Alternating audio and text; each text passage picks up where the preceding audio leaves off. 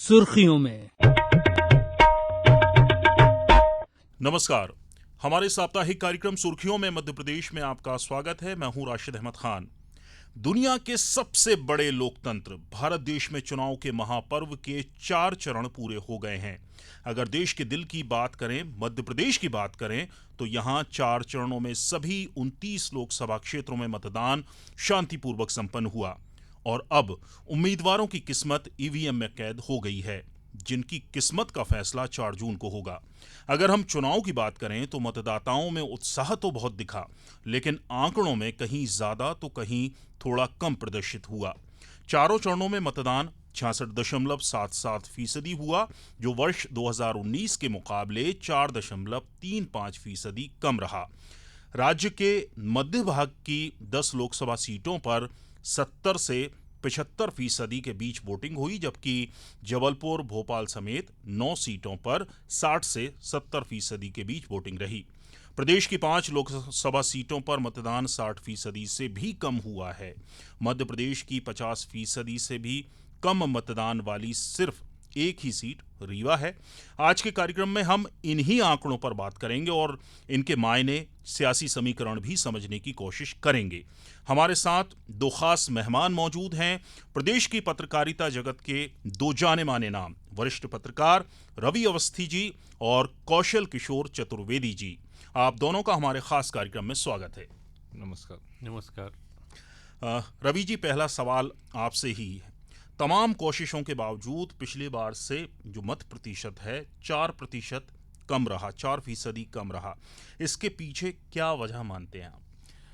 देखिए राशिद जी, मेरा मानना ये क्या है कि हालांकि एक तो टेम्परेचर जो मध्य प्रदेश में अभी देखिए 40 से 43% के बीच में बना रहा। हालांकि देखिए 4 चरणों में मतदान हुआ और पहले 2 चरण यानी जो अप्रैल में हुए, उनमें देखिए कि बड़ी संख्या में, अगर उन तिथियों में शादियों की भी लगन रही है और मध्य प्रदेश में उस समय बड़ी संख्या में शादियाँ हुई, तो स्वाभाविक तौर पर एक जो मतदाता वर्ग है जो इनमें मांगलिक कार्यों में व्यस्त रहता है, तो उसके चलते एक वो रीज़न ढूंढा गया।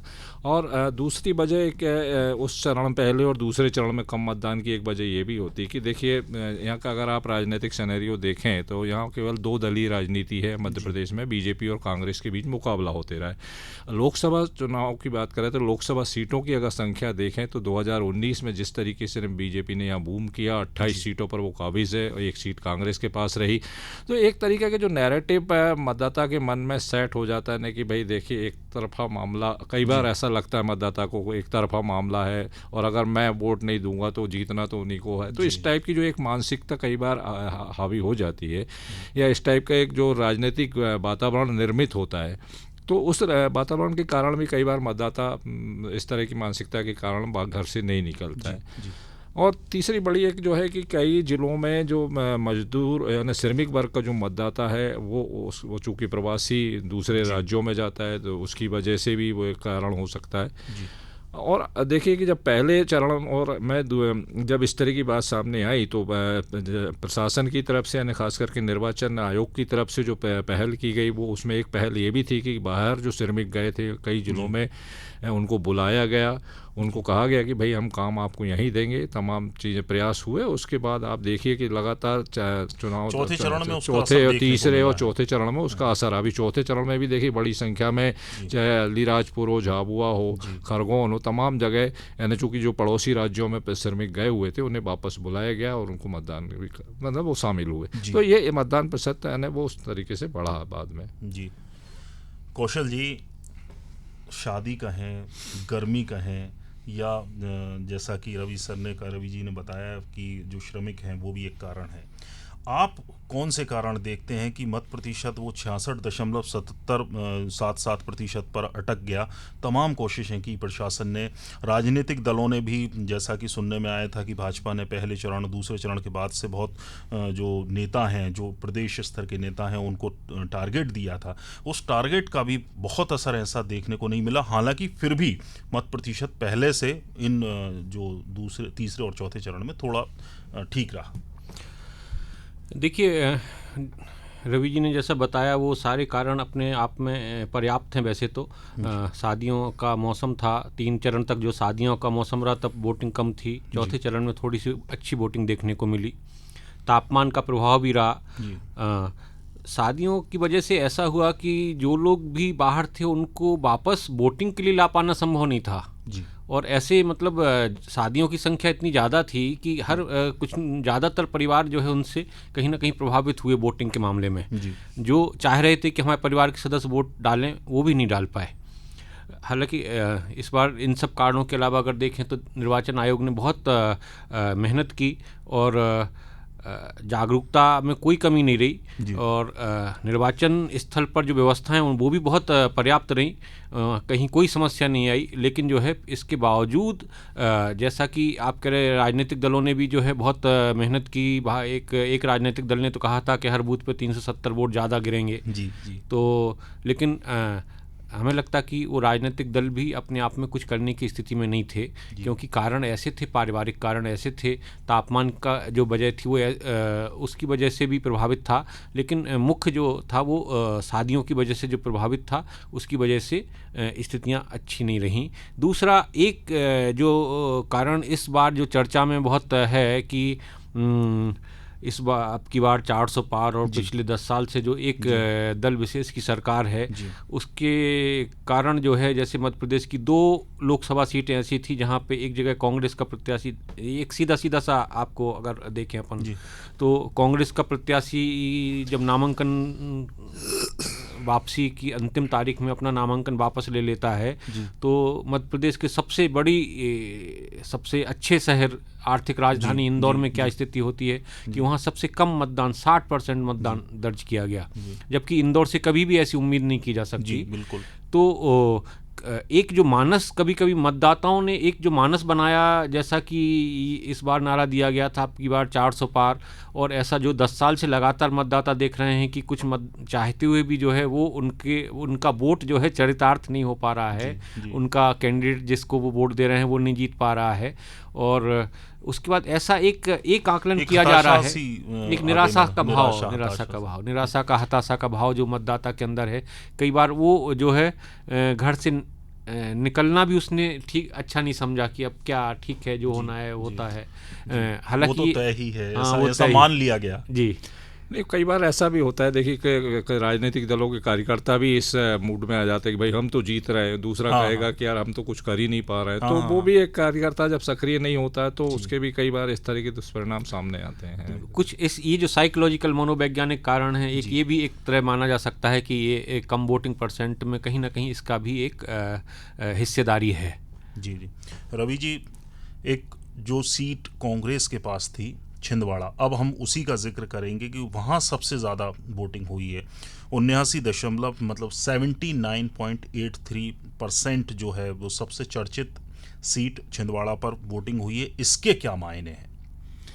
देखिए रशीद जी, मुझे लगता है कि जिस तरीके से सत्तारूढ़ दल ने इस पर फोकस किया, आप लगातार आप केवल इस चुनाव को नहीं देखिए, आप पिछले 3-4 साल से देखिए, केंद्रीय मंत्रियों को यहाँ का प्रभार उस सीट का सौंपा गया। यानी गिरिराज किशोर लगातार उस सीट पर पिछले 2-3 साल से वो दौरे करते रहे, वहाँ पर आते रहे। इसके अलावा जो प्रदेश के तत्कालीन प्रभारी मंत्री वहाँ के हुए कमल पटेल, वो भी सक्रिय रहे। यानी तमाम एक तरीके से देखा जाए तो बीजेपी ने उस सीट पर आज से नहीं बल्कि 3-4 साल पहले ये तय कर लिया था कि हमें ये हर हाल में ये सीट जीतना है। और आप देखिए कि चुनाव प्रचार के दौरान भी जितना बड़ा कैंपेन बीजेपी का वहाँ पर नजर आया। मैं भी नाम इसलिए ले रहा हूँ क्योंकि अब राजनीतिक दल तो 2 ही हैं, नाम तो बोलना ही पड़ेंगे। तो सवाल यह है कि जिस तरीके का प्रचार वहाँ पर देखा, पूरी ताकत कहीं ना कहीं उस राजनीतिक दल ने वहाँ पर झोंक दी। चाहे वो मुझे याद आ रहा है बिल्कुल विधानसभा चुनाव के बिल्कुल रिजल्ट आने के बाद पूर्व मुख्यमंत्री जो शिवराज सिंह चौहान है वो अगले दिन पहुंच गए थे। और ये एक दिन एक तो ये हुआ कि देखिए मैं तत्काल, आपने सही कहा कि जैसे ही मैं सरकार में आई और मुख्यमंत्री तत्काल पहली बार छिंदवाड़ा पहुंचे शिवराज जी, उसके बाद आप देखिए केंद्रीय गृह मंत्री पहुंचते हैं, बीजेपी के अध्यक्ष पहुंचते हैं, तमाम यानी लोग जो है छिंदवाड़ा हो या उससे लगी सीट हो वहाँ पे पूरा एक तरीके से कैलाश विजयवर्गीय को तो पूरा एक तरीके से दायित्व सौंप दिया गया था। तो ऐसी स्थिति में एक राजनीतिक दल का पूरा फोकस करना, दूसरी तरफ जो प्रतिद्वंदी दल है उसके कार्यकर्ताओं का, नेताओं का पलायन होना, तो ये तो वहाँ की जो स्थितियाँ बनी, तो यानी एक तरीके से वहाँ पर एक चुनावी वातावरण निर्मित हो गया। जी जी क्योंकि आपने जो पहला सवाल किया था ना कि जो कम मतदान होने की वजह, तो मुझे लगता है कि उसमें एक बड़ी वजह, जैसे छिंदवाड़ा आपने कहा, तो छिंदवाड़ा में मतदान ज़्यादा इसलिए हुआ कि वहाँ पे प्रचार ज़्यादा हुआ दोनों ही दलों की तरफ से, यानी एक तरीके से समाज में वातावरण निर्मित हुआ चुनाव को लेकर। लेकिन वही दूसरी सीटों पर अगर देखें, कई जगह ऐसी भी रही कि जहाँ प्रत्याशी खुद ही अपना काम करते रहे, ना इस दल से कोई पहुँचा ना उस दल से कोई पहुँचा, यानी एक तरफा मामला जब दिखा मतदाता को तो उनको लगा कि चुनाव जैसी कोई बात ही नहीं है। कई बार इस तरह की, क्योंकि दूर दराज के एरिया, खासकर के रिमोट एरियाज़ में जब ये चीज़ें पता नहीं चलती, तो एक उत्साह का वातावरण है। तो वो छिंदवाड़ा में जो उत्साह का वातावरण निर्मित हुआ है, मुझे लगता है कि वो एक सबसे बड़ी वजह रही वोटिंग परसेंटेज ज़्यादा होने की। जी जी कौशल जी, रीवा की बात करें हम, वहाँ पर 49.42% मतदान, मतलब 50% से भी कम पर सिमट गए जो वोटिंग परसेंटेज है। यही वो कारण है जो हम अभी जो डिस्कस कर रहे हैं, जो हमारी चर्चा में निकल कर सामने आए, या इससे अलहदा भी कोई ऐसे कारण हैं जो कि जिसमें रीवा जो है पीछे रह गया और 50% पे भी वोटिंग पे नहीं पहुँच पाया? देखिए, रीवा का जो चुनाव है वो निश्चित तौर से ये जो 3 कारण अभी जो गिनाए गए, वो वहाँ पे सबसे ज़्यादा प्रभावी माने जा सकते हैं। जी। जो शादियों का जो मौसम जो था उस समय पीक पर था, और बिंद के क्षेत्र जो है, बिंद क्षेत्र के लोग जो है, हमें लगता कि और शादी के मामले में ये जो रिश्तेदारी के मामले में कुछ ज़्यादा प्रगाढ़ संबंध निभाते हैं, तो हमें लगता कि वो ज़्यादा संख्या में उनका पलायन हुआ। दूसरा, तापमान भी ज़्यादा था। तीसरा, अगर तापमान की वजह देखी जा सकती है कि जहाँ छोटे बच्चे हैं जिन घरों में, या बहुत ऐसी मदर्स नहीं जा पाई हों, तो महिलाओं का जितना भागीदारी होनी चाहिए थी वो नहीं हो पाई है। तीसरा, अगर हम रीवा को लेकर अगर चर्चा करें, तो बिंद क्षेत्र में हम आपको बताएं कि एक तो जो है सक्षम वर्ग है, दूसरा आदिवासी वर्ग है, गरीब वर्ग है। तो जिस तरह से रवि अवस्थी जी ने अभी चर्चा की कि जो है श्रमिकों का जो पलायन होता है, तो मुझे लगता है कि वो जो क्षेत्र है, उस क्षेत्र विशेष में निश्चित तौर से एक कारण ये भी बना कि जो श्रमिक के रूप में जो काम करते हैं, रोजी रोटी कमाते हैं, वो उनका निश्चित तौर से पलायन और उनकी वापसी ना हो पाना एक ही बड़ा कारण है। दूसरा, हम आपको बताएं कि जैसे कि जब एक ही प्रत्याशी बार बार एक दल खड़ा करता है, तो निश्चित तौर से कार्यकर्ताओं में भी थोड़ा सा एक निराशा का भाव होता है, हताशा का भाव होता है।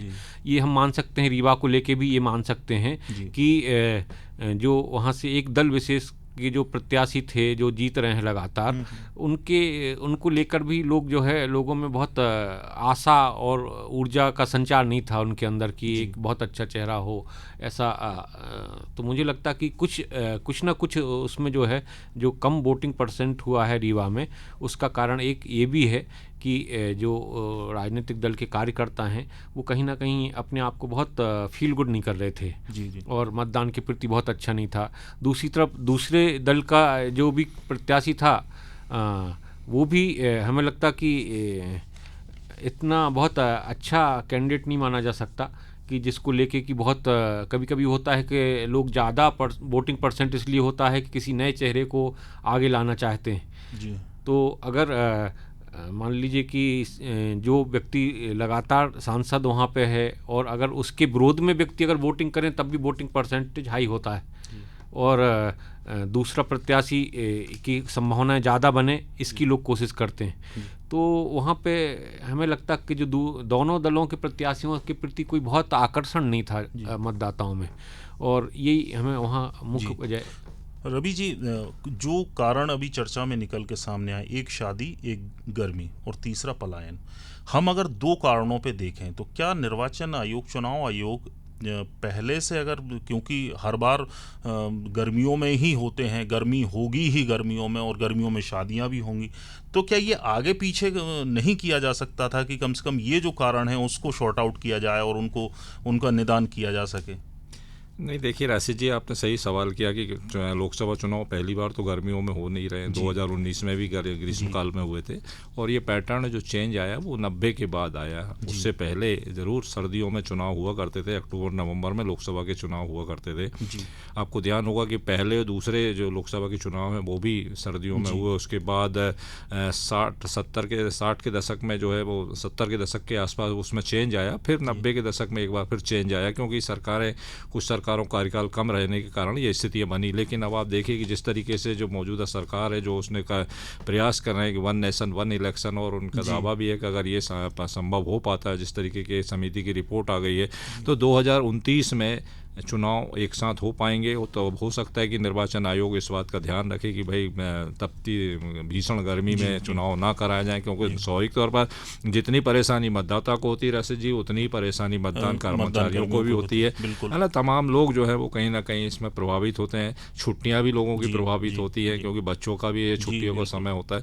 तो ऐसी बहुत सारी बातें हैं तो जिसके चलते हो सकता है कि लगता है। और एक और जैसे जब ये चर्चा आप कर रहे थे, मुझे लगता है कि देखिए इस चुनाव में एक सबसे बड़ी वजह ये भी रही कि क्षेत्रीय दल जो है वो कहीं नज़र नहीं आए। जबकि पिछले चुनाव तक जो है आप देखिए कि क्षेत्रीय दलों की एक तरीके से खास करके विंध्य क्षेत्र में तो काफ़ी उपलब्धता रही, और उसके चलते एक चुनाव का जो वातावरण बनता था तो वो प्रतिस्पर्धा, तो उनके जो कार्यकर्ता थे, जो उनके वोटर्स थे, जो उनके चंबल में, विंध्य में तो आप देखिए क्षेत्रीय दल बहुजन समाज पार्टी के सांसद भी हुए। तो अब वो यानी एक तरीके से उनका कार्यकर्ता भी, उनका जो पारंपरिक वोटर है वो कहीं ना कहीं घर बैठा रहा। तो वो एक बड़ी वजह हो सकती है उसकी। कौशल जी, कम वोटिंग के बाद अब हाई स्कोरिंग पे भी हम आते हैं, और हम जो 3 सीटें हैं उनकी अगर हम बात करें, छिंदवाड़ा, राजगढ़ और खरगोन, जहां पर 75% 75% से ज़्यादा मतदान हुआ है, क्या माना जाए कि इन सीटों पर जो है वो टक्कर 2 ही दल हैं, दोनों दलों में टक्कर अच्छी खासी रहेगी? राशिद जी बिल्कुल ठीक है। देखिए मतदाताओं को भी मतदान करने में बहुत आनंद की अनुभूति होती है अगर जो है कोई खास चेहरे, कोई चर्चित चेहरे उनके सामने वहाँ पे खड़े हों और उनको लेके वो तुलना भी कर सकें कि ये ठीक है या ये ठीक है। ऐसी भी तुलना करने में अगर वो सफल होते हैं तो निश्चित तौर से वहाँ मतदान के प्रति उत्साह का संचार होता है। आपने जैसे छिंदवाड़ा की बात करें तो छिंदवाड़ा का जो चुनाव था, पहले चरण में छिंदवाड़ा में मतदान हुआ था, और छिंदवाड़ा का जो चुनाव था वो सबसे ज़्यादा चर्चा में रहने वाला मध्य प्रदेश का चुनाव है, क्योंकि पिछला जो लोकसभा चुनाव था वहाँ पे सत्तारूढ़ दल भाजपा ने 28 लोकसभा सीटें जीती थी। सिर्फ एक सीट अगर कोई नहीं जीत पाई थी तो वो छिंदवाड़ा थी। और छिंदवाड़ा में जो चेहरा है वो कमलनाथ का चेहरा रहा है। कमलनाथ 9 बार सांसद रहे हैं वहाँ से। कमलनाथ ने बहुत लंबी राजनीतिक पारी, केंद्र में भी विभिन्न पदों पे उन्होंने खेली है, और निश्चित तौर से जब मध्य प्रदेश के राजनेताओं की गिनती होती है तो उसमें एक कमलनाथ एक प्रमुख चेहरा है, और वो सीट वो अजय मानी जाती है एक तरह से। अगर देखा जाए तो सिर्फ एक बार जो है वो चुनाव हारे हैं, वहाँ पे सुंदरलाल पटवा पूर्व मुख्यमंत्री ने उन्हें हराया था, वो भी बहुत कम समय के लिए। उसके बाद फिर वापस उनके पास वो सीट आ गई थी। और अब जो है जब वो विधायक बने, मुख्यमंत्री बने, तो वो सीट उन्होंने अपने बेटे नकुल नाथ को चुनाव लड़ाया था, और नकुल नाथ वहाँ से सांसद का प्रतिनिधित्व कर रहे हैं। तो अब ये जो छिंदवाड़ा सीट थी, ये कहीं ना कहीं मध्य प्रदेश में अगर चुनाव की चर्चा होगी तो सबसे पहली सीट छिंदवाड़ा थी। यहाँ पे दोनों दलों ने मतदाताओं से संपर्क भी किया और ज़्यादा से ज़्यादा मतदान हो इसकी पूरी कोशिश भी की, और उसमें सफलता भी पाई, ये कहा जा सकता है। हालांकि पहले भी वहाँ ज़्यादा मतदान, हमेशा मतदान अच्छा हुआ है, लेकिन इस बार जो मतदान हुआ है उसमें निश्चित तौर से जैसा कि अभी बता रहे थे, रवि अवस्थी जी भी बता रहे थे कि वहाँ पर जो है पूरी ताकत भाजपा ने झोंक दी थी। सारे नेता वहाँ पे, हमें लगता है सिर्फ प्रधानमंत्री नरेंद्र मोदी को छोड़ के बाकी जितने भी बड़े चेहरे हैं वो सब वहाँ प्रचार के लिए गए थे। और इस बार एक तरफ एक राजनीतिक दल परिवारवाद के विरोध कर रहा था वहाँ पे कि एक परिवार को कहाँ तक, और वहाँ पे जो है दूसरा जो सबसे बड़ी जो दूसरे दल की उपलब्धि थी, भाजपा की जो उपलब्धि मानी जा सकती है कि वो कमलनाथ के आसपास के जो कांग्रेस के नेता थे, कुछ विधायक थे या मेयर था कोई, वो सारे लोगों को जो है भाजपा में लाने में सफल रहे हैं। तो ऐसे में स्थिति बहुत ही संघर्षपूर्ण थी वहाँ पे, मतदाताओं के लिए भी थी और प्रत्याशियों के लिए भी थी। दूसरी तरफ जो है कमलनाथ अपने 40 साल के जो वहाँ काम किया है, जनता की सेवा की है, उसका हवाला दे रहे थे। तो ये पहला चुनाव था जब हमें लगता है नकुल नाथ की माँ को भी सामने आना पड़ा और एक सहानुभूति कहीं ना कहीं बटोरने की कोशिश हुई। तो उस स्थिति में जो छिंदवाड़ा सीट थी वहाँ का जो वोट परसेंटेज ज़्यादा है वो निश्चित तौर से वो अपेक्षा के अनुरूप है। जो दोनों दलों ने जितनी वहाँ मेहनत की है, जितने जागरूकता लोगों मतदाताओं में फैली है और जितना लोगों ने डोर टू डोर जो संपर्क किया है उसका एक परिणाम वो था। दूसरी सीट आपने कहा राजगढ़ की, तो राजगढ़ भी उसी तरह की सीट है। एक तरफ जो है भाजपा के रोडमल नागर जी वहाँ पे चुनाव मैदान में थे, पहले से सांसद रहे, लगातार हैं 2 बार से। और दूसरी तरफ जो है एक मध्य प्रदेश में कांग्रेस के जो सबसे दिग्गज नेता हैं, जो 10 साल तक मुख्यमंत्री रहे मध्य प्रदेश के, और जिनको माना जाता है कि कांग्रेस में यदि कोई एक नेता है जिसका वास्तव में रूट लेवल तक जो है कांटेक्ट है तो वो दिग्विजय सिंह है। और उस सीट पर हालांकि जैसा वो कहते हैं कि पार्टी का आदेश था तो हमें चुनाव लड़ा, लेकिन जहां भी दिग्विजय सिंह जैसा अगर कोई चेहरा भी चुनाव मैदान में होता है, पिछला जो लोकसभा चुनाव था उन्होंने भोपाल से लड़ा था और उसमें जो है निश्चित तौर से जब उनका चेहरा सामने आ गया था हो जाती है तो भाजपा वीआईपी सीट बन जाती है, हाई प्रोफाइल सीट बन जाती है। तो भाजपा को प्रज्ञा सिंह ठाकुर को सामने लाना पड़ा था। तो इसी तरह से अब जब वो राजगढ़ में थे तो निश्चित तौर से, और उनके अंदर जो एक ऊर्जा है इस उम्र में भी, वो उन्होंने जिस तरह से पैदल यात्रा की, मतदाताओं से संपर्क किया, पहली पीढ़ी के मतदाताओं से संपर्क किया जो उनके साथ के थे, और कोशिश की कि जो है निश्चित तौर से हम विजयी होंगे, इस तरह की कोशिश के साथ चुनाव लड़ा। तो निश्चित तौर से वहाँ का जो वोट परसेंट है वो उनकी वजह से उसको ज़्यादा। तीसरा आपने चर्चा की खरगोन की, तो हम आपको बता दें कि खरगोन मालवा निमाड़ में ये अच्छी बात है, ये लोकतंत्र में इस बार भी आपने देखा होगा कि सबसे ज़्यादा जो वोटिंग परसेंटेज है वो मालवा निमाड़ में ही है, और मालवा निमाड़ की हर सीट पे वोटिंग परसेंटेज अच्छा है। तो ये खरगोन को लेके अगर कहा जाए तो वहाँ पटेल प्रत्याशी खरगोन में थे, और वहाँ का जो वातावरण है वो उसी समुदाय का ज़्यादातर है, तो वो निश्चित तौर से घर घर से वोट निकालने में वो सफल होते हैं। और वो खरगोन में हालांकि बहुत कोई हाई प्रोफाइल चेहरा नहीं था, लेकिन वो वहाँ का जो वातावरण है वो ही अच्छे मतदान का है। जी रवि जी, प्रदेश में अगर हम कुल मतदाताओं की बात करें तो उसमें से 16,89,000 से ज़्यादा मतदाता ऐसे थे जिनकी उम्र 18 से 19 साल के बीच की थी। मतलब कई जो होंगे जो पहली बार, कई क्या ज़्यादातर सभी ने पहली बार लोकसभा के लिए वोट किया। तो क्या इनका उत्साह और जो युवा जोश है वो भी मत प्रतिशत नहीं बढ़ा पाया? नहीं, देखिए राशिद जी, मुझे लगता है कि जो पहले और दूसरे चरण को अगर आप छोड़ दें तो इतना कम परसेंटेज भी नहीं है कि उस पर निराश होने जैसी बात हो। अगर बिलो 50 जाता तो एक बार चिंता, क्योंकि देखिए ये तो बहुत पुराने दौर की बात हो गई जब 45, 46, 47% हुआ करता था। बावजूद इसके पहले और दूसरे चरण में भी 60+ है, तो 60+ है। अब चूंकि हम इसलिए उसको कम मानकर चल रहे हैं क्योंकि 2019 में बहुत ज़्यादा वोटिंग हुई थी, वो 2019 से जब और निर्वाचन आयोग के प्रयास भी बहुत थे इस बार। नहीं, इस बार भी बहुत प्रयास, क्योंकि वो परसेंटेज कम इसलिए लग रहा है कि हम तुलना 2019 से कर रहे हैं, और अगर हम पिछले चुनावों से उनकी तुलना करें तो इतना मुझे नहीं लगता है कि मध्य प्रदेश में। और जहाँ तक देखिए पहली बार का जो मतदाता है तो निश्चित तौर पर आप जो पहली बार का मतदाता तो उत्साहित होता ही है, और एक बड़ी संख्या है 18 से 19 की, क्योंकि निर्वाचन आयोग ने पहली बार इस तरह का प्रयास करा कि जो 17 साल की उम्र वालों को भी मौका दिया कि वो अपना एक तरीके से नॉमिनेशन करा सकते हैं, मतलब पंजीयन करा सकते हैं मतदाता के लिए, कि जब उस तिथि को अगर उनकी उम्र 18 साल हो जाती है तो फिर उनको मतदाता मान लिया जाएगा। जबकि पहले ऐसा नहीं होता था, पहले जब 18 साल का हो जाता था व्यक्ति तभी जाकर वो प्रक्रिया में आता था।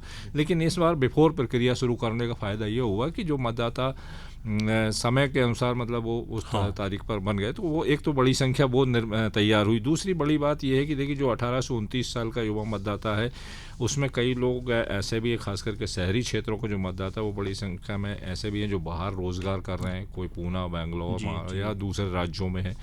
तो बावजूद इसके मेरे को लगता है कि युवा मतदाता ने काफ़ी उत्साह दिखाया है।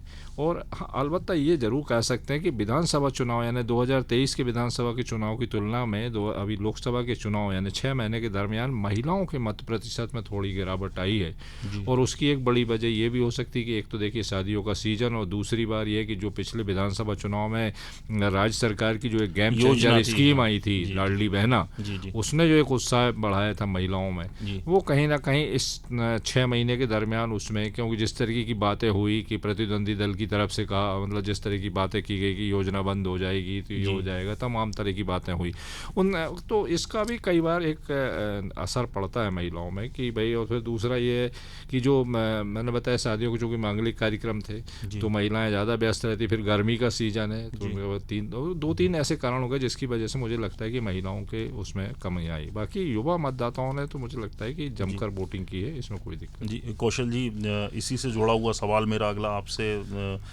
है कि जो विधानसभा चुनाव है, महिलाओं ने ज़बरदस्त बम्पर वोटिंग की थी और बम्पर सीटें भी जिसकी वजह से सत्ताधारी दल को मिली थी, और ये करीबन 6 महीने का ही फासला हुआ है और इस चुनाव में महिलाओं का उत्साह बहुत कम देखने को मिला। देखिए राशिद जी, विधानसभा चुनाव और लोकसभा चुनाव की जब हम कंपेयर करते हैं तो दोनों का अलग अलग नेचर है जी। विधानसभा चुनाव में एक बहुत छोटा क्षेत्र होता है विधानसभा का, लोकसभा का क्षेत्र बहुत बड़ा हो जाता है जी।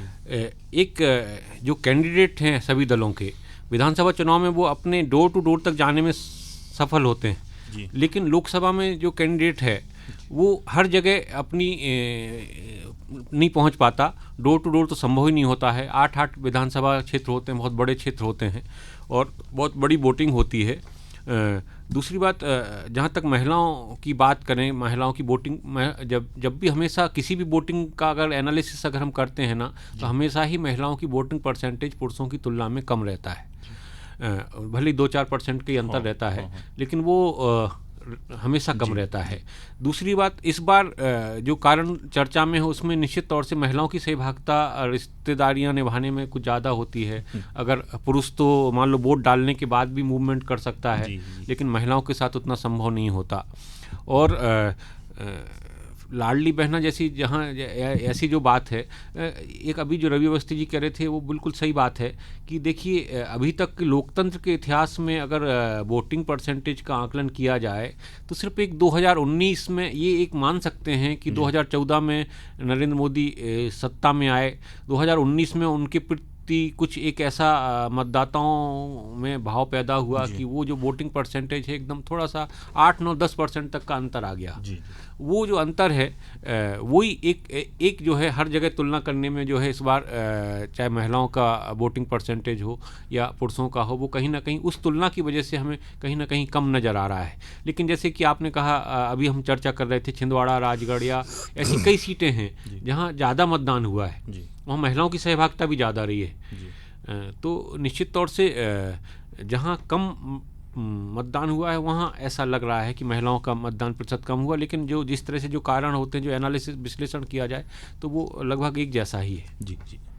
स्टूडियो की घड़ी इशारा कर रही है कि कार्यक्रम का जो समय है वो समाप्त हो रहा है। रवि अवस्थी जी और कौशल किशोर चतुर्वेदी जी, आप दोनों का बहुत आभार, अभिनंदन कि आपने कार्यक्रम के लिए समय निकाला और प्रदेश में संपन्न लोकसभा चुनाव पर मतदान प्रतिशत के आंकड़ों पर हमारे श्रोताओं को तफसील से जानकारी दी। बहुत बहुत शुक्रिया, धन्यवाद, नमस्कार। हमारे साप्ताहिक कार्यक्रम सुर्खियों में मध्य प्रदेश में आज इतना ही। अगले हफ्ते फिर मुलाकात होगी नए विषय के साथ। तब तक के लिए नमस्कार। सुर्खियों में